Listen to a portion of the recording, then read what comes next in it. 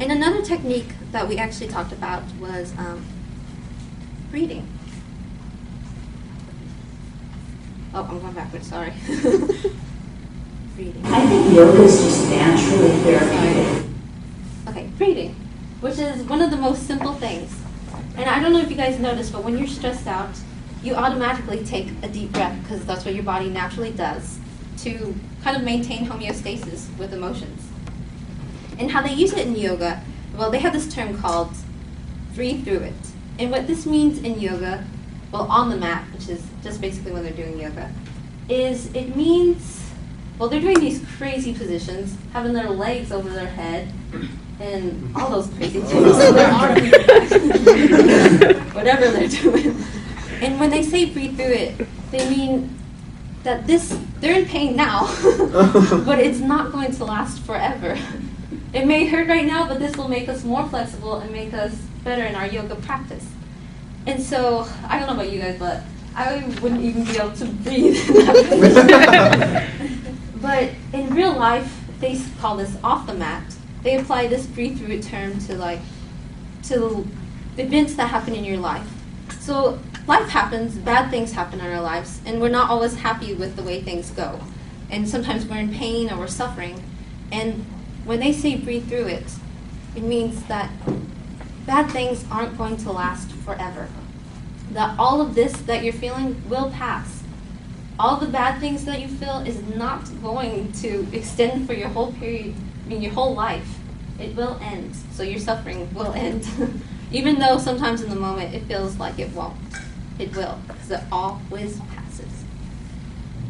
So there's something interesting that Annie mentioned at the end of her clip, which was how mindfulness is being aware of the present in a non-judgmental way, which led me to my next interviewee, who is Kristen Neff, and she is a professor at the University of Texas at Austin, and she specializes in self-compassion.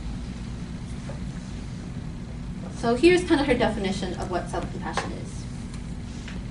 And yes, I study self-compassion, which is a way of relating to yourself as you would a good friend. So, most of us, when we have someone we care about who suffers or feels bad about themselves, we are supportive, encouraging, understanding, kind. Hopefully if it's a friend, you don't say, you lazy, stupid, good-for-nothing person, get out of here. And yet we often treat ourselves that way when we make a mistake or we feel we failed in some way.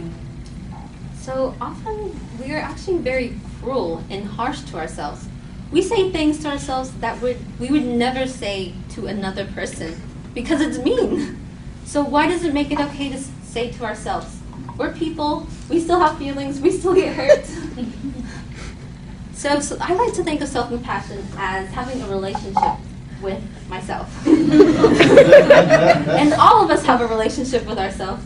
So everyone needs to go home and change their Facebook status. So in a relationship, or it's complicated. And what I mean by a relationship with yourself is, well, often most people have an abusive relationship with themselves, which means like they tell themselves these cruel things, these mean things, like I talked about earlier, that we wouldn't say to other people, but we tell ourselves these things. And we end up feeling sad and unhappy or worthless. And just like we would in an abusive relationship with somebody else. So another thing that people believe about harsh judgment is that it makes us strive to reach our goals. And this may work for a short period of time. Like if you tell you're fat so many times, you will get up and go to the gym. But in the long run, it will not work. Because if you keep telling yourself these things, you will end up depressed. And depressed people don't want to do anything.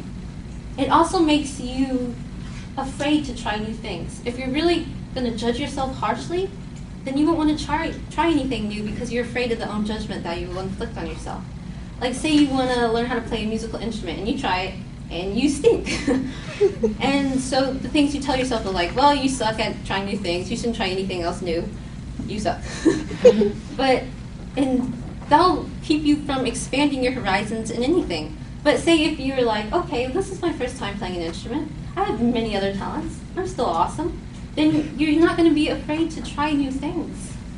You will be able to explore new new experiences without worrying about what you're going to tell yourself, about judging yourself. And Kristen Neff defines self-compassion in 3 steps. And the first one is actually mindfulness.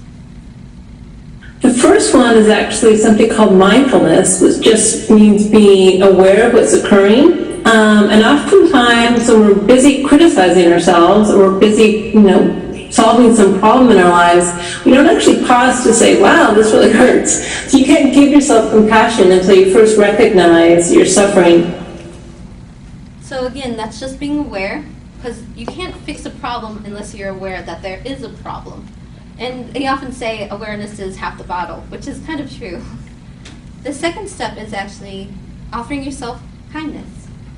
And you know how if you have a friend that's suffering, having a bad day, you go up to her and you're like, or he, whichever it is, and you're like, I'm sorry you're having a bad day, you're going to make it through this, it's going to be all right. And that's kind of what you do with yourself, with kindness.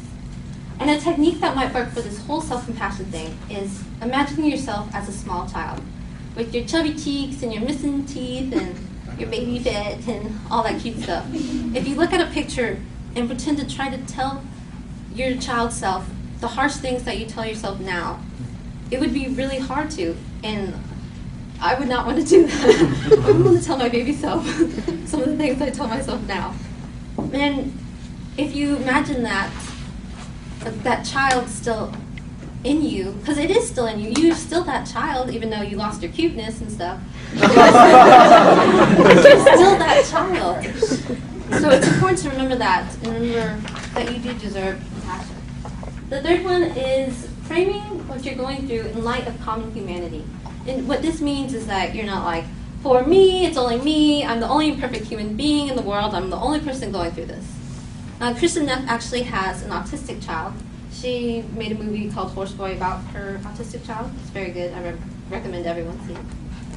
And she said oftentimes she would slip into this mindset like, why can't I have a normal child? I'm the only one suffering with this autistic child. No one else has to deal with this. And what she did, what helped her, was reframing it. So she didn't reframe it like autism is actually pretty common, but how she framed it was every parent and every child has some kind of conflict. Even if it's not autism, they still have some conflict. So she didn't feel so alone, because before, when you just separate yourself from the rest of people, you feel alone and isolated. But if you relate it to other people, then you know they've been through it, so you believe you can get through it. And she gave me a little tip about hugging yourself. She said it actually works, because when you're a baby, you're crying, and you're upset, and your mama picks you up and she holds you. And so sometimes when you hold yourself, I want everyone to give themselves a hug. She says it actually makes you feel better. So chugging along my quest for the happiness equation, I talked to Dr. Linnell McCollum, and she is a therapist and has been a therapist for 35 years. Jeez. Yeah. She's an awesome old lady.